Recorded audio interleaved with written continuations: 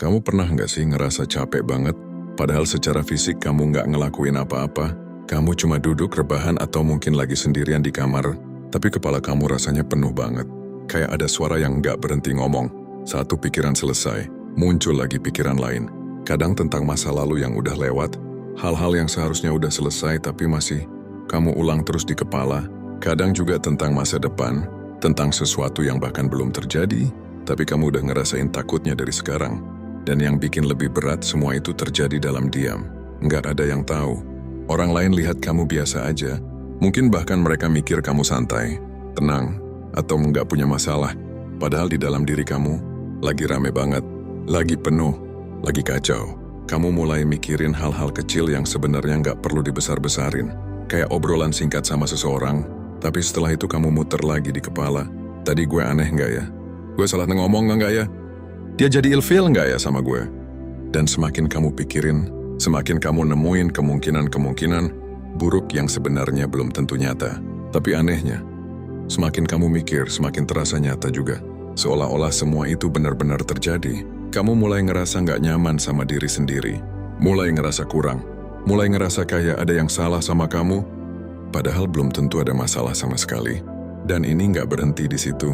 Overthinking itu kayak lingkaran yang nggak ada ujungnya. Kamu mikir satu hal, terus nyambung ke hal lain, terus ke hal lain lagi. Sampai akhirnya kamu sendiri lupa awalnya kamu mikirin apa. Tapi rasa capeknya tetap ada. Rasa gelisahnya tetap tinggal. Kamu jadi sulit untuk benar-benar tenang. Bahkan di momen yang harusnya kamu bisa istirahat, pikiran kamu justru kerja lebih keras dari biasanya. Dan yang paling bikin berat, kamu mulai kehilangan momen sekarang. Kamu ada di sini. Tapi pikiran kamu kemana-mana. Kadang kamu juga ngerasa kesepian. Bukan karena nggak punya orang di sekitar kamu, tapi karena kamu nggak bisa cerita apa yang ada di kepala kamu. Gimana mau cerita? Kalau kamu sendiri aja bingung sama apa yang kamu rasain. Kamu cuma tahu rasanya penuh, rasanya capek, rasanya nggak tenang. Tapi susah dijelasin. Akhirnya kamu simpan sendiri. Kamu biasain diri kamu untuk diam. Kamu biasain diri kamu untuk bilang nggak apa-apa, padahal sebenarnya nggak baik-baik aja.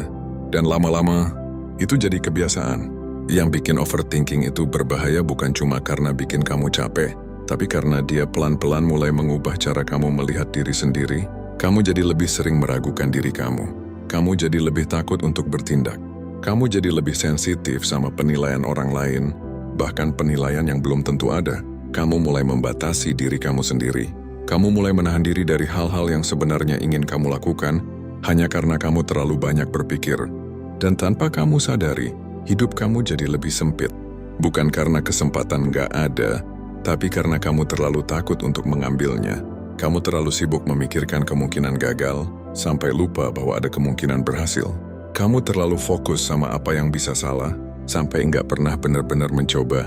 Dan di titik ini overthinking bukan cuma ada di pikiran kamu, tapi sudah mulai mengatur hidup kamu. Yang lebih ironis lagi, kamu tahu kalau ini nggak baik. Kamu sadar kalau kamu terlalu banyak mikir. Kamu bahkan pernah bilang ke diri sendiri, udahlah, nggak usah dipikirin. Tapi tetap aja, pikiran itu datang lagi. Seolah-olah kamu nggak punya kendali. Seolah-olah pikiran kamu punya kehidupan sendiri. Dan di situ kamu mulai merasa kalah. Kamu mulai merasa lemah, karena bahkan untuk mengatur pikiran sendiri aja terasa sulit. Kamu mungkin juga pernah ngerasa iri sama orang lain yang kelihatannya santai, yang bisa ambil keputusan tanpa mikir panjang, yang bisa jalan tanpa ragu. Kamu lihat mereka dan mikir, kok bisa ya mereka nggak overthinking kayak gue? Padahal kamu nggak tahu apa yang mereka rasain. Tapi satu hal yang pasti, kamu mulai membandingkan diri kamu. Dan perbandingan itu lagi-lagi jadi bahan baru buat kamu pikirin. Hari demi hari ini terus berulang. Nggak ada perubahan signifikan. Kamu tetap jadi orang yang sama, dengan pola pikir yang sama. Dan yang paling bikin takut, kamu mulai terbiasa. Kamu mulai menganggap ini normal. Kamu mulai hidup berdampingan dengan overthinking, seolah-olah ini bagian dari diri kamu yang nggak bisa diubah. Padahal sebenarnya, ini bukan siapa kamu. Ini cuma kebiasaan yang terus kamu ulang. Dan di titik ini, penting banget buat kamu sadar satu hal. Overthinking itu nggak datang dengan cara yang keras. Dia nggak langsung menghancurkan kamu dalam satu waktu. Dia datang pelan, halus, hampir nggak terasa. Tapi efeknya nyata. Dia ngambil ketenangan kamu sedikit demi sedikit. Dia ngambil kepercayaan diri kamu tanpa kamu sadari. Dia bikin kamu lelah bahkan sebelum kamu mulai. Dan kalau kamu terus biarin ini terjadi tanpa kamu sadari, kamu bukan cuma kehilangan momen, kamu kehilangan diri kamu sendiri. Kalau kita berhenti sebentar dan benar-benar jujur sama diri sendiri, overthinking itu sebenarnya bukan muncul begitu saja tanpa alasan. Ada sesuatu di baliknya. Ada akar yang lebih dalam dari sekadar kebiasaan mikir berlebihan. Banyak orang mengira overthinking itu masalah utama, padahal sebenarnya itu cuma gejala. Gejala dari sesuatu yang lebih dalam, yang mungkin sudah lama kamu pendam, tapi belum pernah kamu hadapi dengan benar. Dan seringkali akar itu adalah rasa takut yang tidak pernah benar-benar selesai. Rasa takut ini macam-macam bentuknya. Ada yang takut gagal, karena pernah mencoba dan hasilnya tidak sesuai harapan. Ada yang takut ditolak, karena pernah merasa tidak diterima. Ada yang takut dianggap tidak cukup, karena terlalu sering dibandingkan, entah oleh orang lain atau oleh dirinya sendiri. Dan ada juga yang takut kehilangan, karena pernah merasakan kehilangan yang begitu dalam sampai sekarang masih membekas. Semua pengalaman itu tidak hilang begitu saja. Mereka tinggal di dalam pikiran kamu diam tapi aktif. Dan setiap kali kamu dihadapkan pada situasi yang mirip, sekecil apapun itu, pikiran kamu langsung bereaksi. Makanya kamu jadi sering overthinking bahkan untuk hal-hal kecil. Bukan karena hal itu besar, tapi karena pikiran kamu menghubungkannya dengan pengalaman lama. Misalnya, kamu cuma salah ngomong sedikit, tapi pikiran kamu langsung lari ke, gue bakal dinilai buruk. Atau gue pasti bikin orang nggak nyaman. Padahal, kenyataannya belum tentu seperti itu. Tapi karena kamu pernah merasakan penilaian buruk sebelumnya, pikiran kamu langsung menganggap itu akan terulang lagi. Disinilah overthinking mulai bekerja bukan sebagai logika, tapi sebagai mekanisme pertahanan. Masalahnya, mekanisme ini seringkali berlebihan. Harusnya dia melindungi kamu, tapi malah membatasi kamu. Harusnya dia membantu kamu menghindari kesalahan, tapi malah membuat kamu takut untuk mencoba. Kamu jadi terlalu hati-hati, terlalu waspada, sampai akhirnya kamu kehilangan keberanian. Dan yang lebih parah, kamu mulai mempercayai semua pikiran itu tanpa mempertanyakan apakah itu benar atau tidak. Kita sering lupa kalau pikiran itu tidak selalu merepresentasikan kenyataan. Pikiran itu bisa bias, bisa dipengaruhi oleh emosi, pengalaman, bahkan rasa lelah. Tapi karena dia muncul dari dalam diri kita cenderung langsung percaya. Kita jarang mempertanyakan, ini fakta atau cuma asumsi? Kita jarang berhenti dan berkata, apakah ini benar-benar terjadi? Atau cuma skenario di kepala gue? Akhirnya, batas antara realita dan pikiran jadi kabur. Overthinking juga sering diperkuat oleh kebutuhan kita untuk merasa pasti. Kita ingin tahu hasilnya sebelum kita mulai. Kita ingin memastikan semuanya aman sebelum kita melangkah. Kita ingin menghindari rasa sakit, rasa malu, dan rasa gagal. Tapi kenyataannya, hidup tidak bekerja seperti itu. Tidak ada kepastian mutlak. Tidak ada jaminan bahwa semuanya akan berjalan sesuai rencana. Dan justru karena kita menuntut kepastian itu, kita jadi terus berpikir tanpa henti. Kita mencoba memprediksi semua kemungkinan. Kita mencoba menyiapkan diri untuk semua skenario terburuk. Kita mencoba mengontrol sesuatu yang sebenarnya tidak bisa dikontrol. Dan semakin kita mencoba, semakin kita sadar bahwa kita tidak benar-benar punya kendali. Disitulah kecemasan mulai muncul. Disitulah overthinking semakin kuat. Karena kita merasa satu-satunya cara untuk merasa aman adalah dengan terus berpikir. Selain itu, lingkungan juga punya peran besar. Kita hidup di dunia yang serba cepat, serba dibandingkan, dan serba dinilai. Kita lihat kehidupan orang lain di media sosial. Kita lihat pencapaian mereka. Kita lihat bagaimana mereka terlihat baik-baik saja. Tanpa sadar, kita mulai membandingkan diri kita. Kita mulai mempertanyakan apakah kita sudah cukup. Dan pertanyaan itu lagi-lagi jadi bahan bakar untuk overthinking. Kita jadi mikir, kenapa gue belum sampai sana? Kenapa hidup gue kayak gini? Apa yang salah sama gue? Pertanyaan-pertanyaan itu mungkin terlihat sederhana, tapi kalau terus dipikirkan tanpa arah, mereka bisa menggerogoti kepercayaan diri kita. Mereka membuat kita merasa tertinggal, merasa kurang, merasa tidak cukup. Dan dari situ overthinking tidak lagi sekadar tentang satu kejadian, tapi tentang keseluruhan hidup kita. Yang sering tidak kita sadari, kita juga punya kebiasaan untuk terlalu keras pada diri sendiri. Kita menuntut diri kita untuk selalu benar, selalu tepat, selalu tidak salah. Padahal kita manusia. Kita pasti salah. Kita pasti pernah membuat keputusan yang tidak tepat. Tapi karena kita tidak memberi ruang untuk kesalahan, setiap kesalahan kecil jadi terasa besar. Setiap kekurangan jadi terasa seperti kegagalan. Dan di titik ini, overthinking bukan cuma soal pikiran yang berisik, tapi juga tentang hubungan kita dengan diri sendiri. Apakah kita menerima diri kita apa adanya, atau kita terus menuntut diri kita untuk jadi sesuatu yang sempurna? Karena selama kita terus menuntut kesempurnaan, selama itu juga pikiran kita tidak akan pernah tenang. Akan selalu ada yang kurang, akan selalu ada yang salah. Kesadaran penting yang harus kamu pahami di sini adalah, overthinking itu bukan tanda kamu lemah. Justru seringkali itu tanda bahwa kamu peduli. Kamu peduli dengan hidup kamu. Kamu peduli dengan pilihan kamu. Kamu peduli dengan bagaimana kamu dilihat. Tapi masalahnya bukan di kepedulian itu. Masalahnya ada di cara kamu mengelolanya. Ketika kepedulian itu berubah jadi ketakutan, dan ketakutan itu berubah jadi pikiran yang tidak berhenti, disitulah kamu mulai kehilangan kendali. Kamu tidak lagi berpikir untuk memahami, tapi berpikir untuk mencari kepastian yang tidak akan pernah benar-benar ada. Dan kalau kamu tidak mulai menyadari ini sekarang, kamu akan terus terjebak di pola yang sama. Kamu akan terus mencari jawaban di tempat yang salah. Kamu akan terus berpikir lebih banyak, berharap menemukan ketenangan. Padahal yang kamu butuhkan bukan lebih banyak berpikir, tapi cara berpikir yang berbeda. Di titik ini, setelah kamu mulai sadar bahwa overthinking itu bukan sekadar kebiasaan tapi hasil dari cara kamu merespon rasa takut dan ketidakpastian, ada satu sudut pandang yang bisa pelan-pelan mengubah cara kamu melihat semua ini. Sudut pandang ini sederhana, tapi kalau benar-benar dipahami, dampaknya bisa besar. Dalam filosofi Stoik ada satu prinsip utama.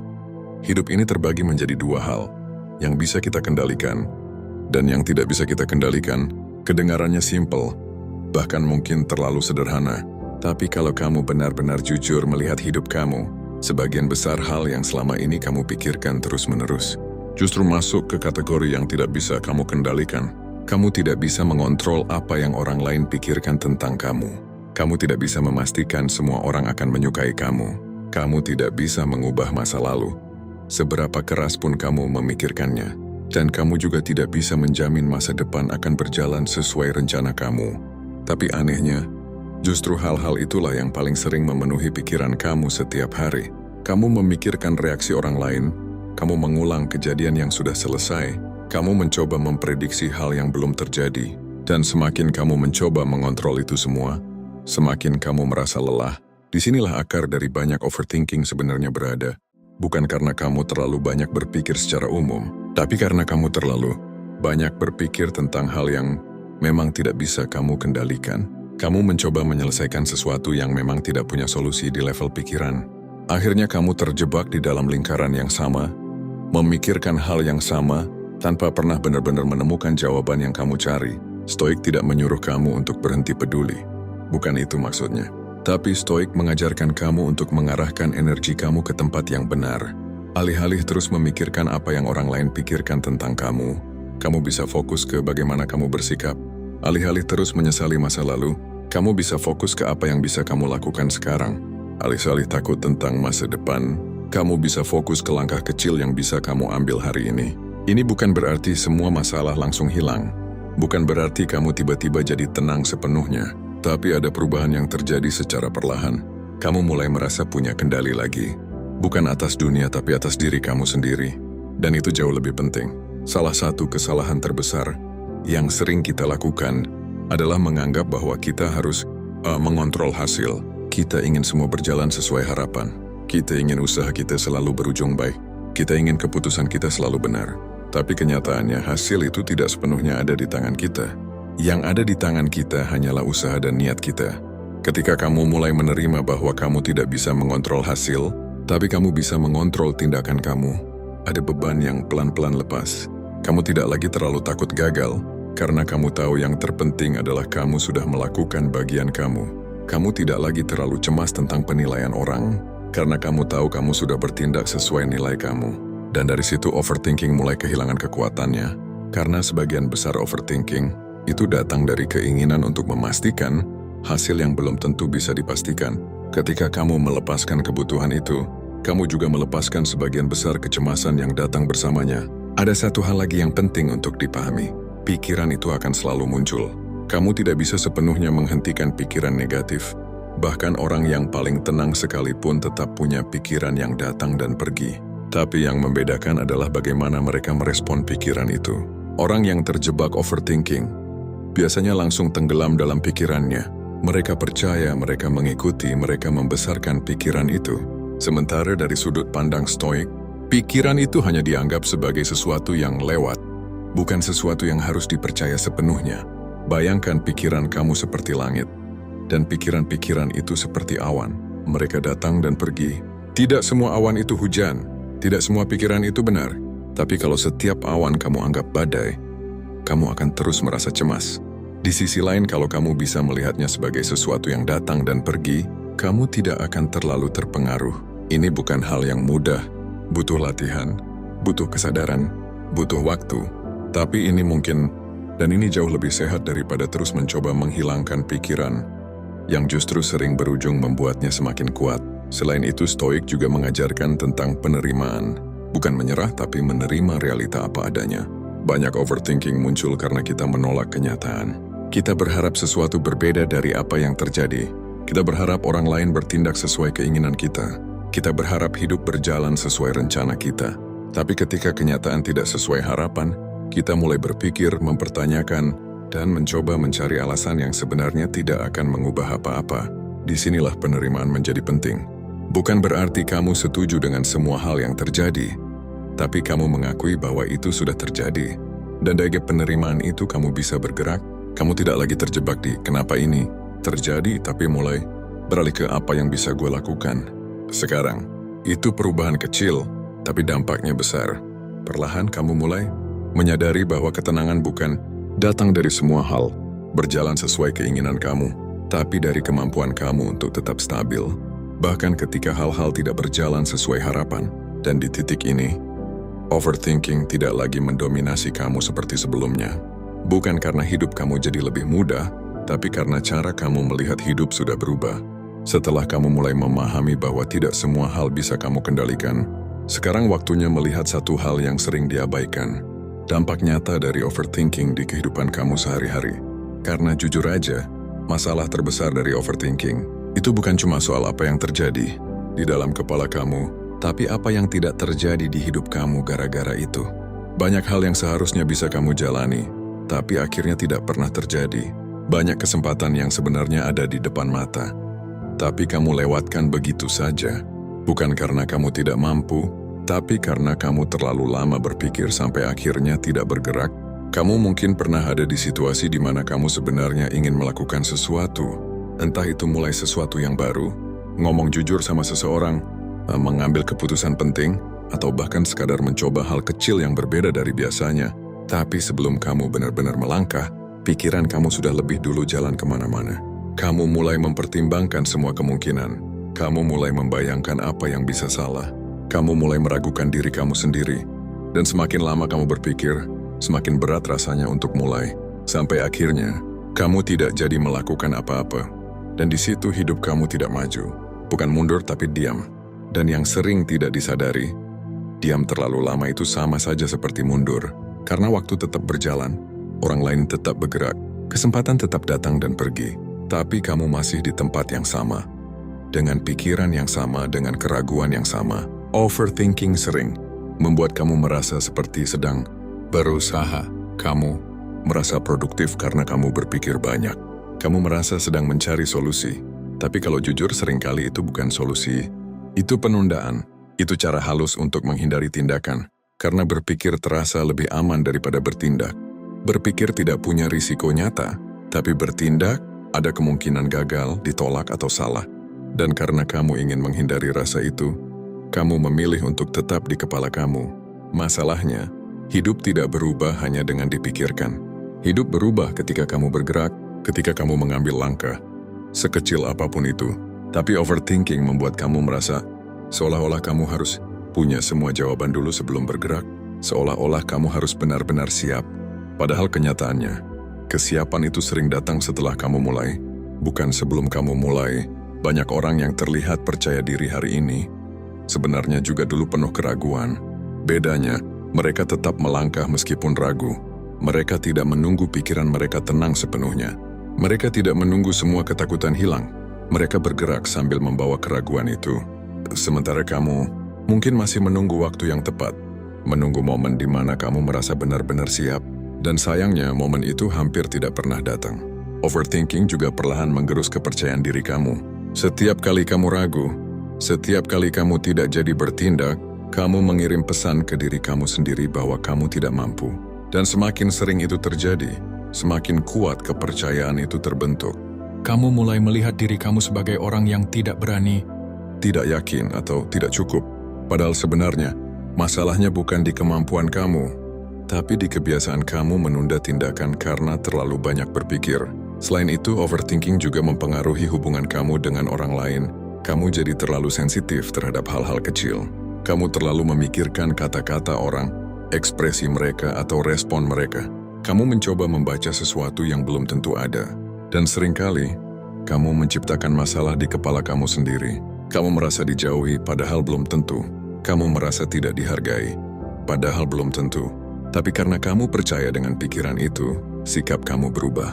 Dan dari situ, hubungan yang sebenarnya baik-baik saja bisa jadi terganggu. Yang lebih berat lagi, overthinking membuat kamu sulit menikmati hidup. Bahkan ketika semuanya sedang baik-baik saja, pikiran kamu tetap mencari sesuatu untuk dikhawatirkan. Kamu sulit benar-benar hadir di momen sekarang. Kamu makan, tapi pikiran kamu kemana-mana. Kamu ngobrol, tapi setengah fokus. Kamu istirahat, tapi tetap merasa lelah. Karena pikiran kamu tidak pernah benar-benar berhenti. Ini realita yang jarang dibahas. Banyak orang mengira masalah terbesar itu datang dari luar, dari keadaan, dari orang lain, dari kegagalan. Tapi seringkali, masalah terbesar justru datang dari dalam. Dari pikiran yang tidak pernah kita kendalikan. Dari kebiasaan kita sendiri yang terus kita ulang setiap hari. Dan kalau kamu tidak mulai mengubah ini, dampaknya akan terus bertambah. Bukan cuma di satu area hidup kamu, tapi di banyak hal. Karir kamu bisa terhambat, relasi kamu bisa terganggu, kesehatan mental kamu bisa menurun, dan yang paling penting, kamu bisa kehilangan banyak momen berharga yang seharusnya bisa kamu rasakan.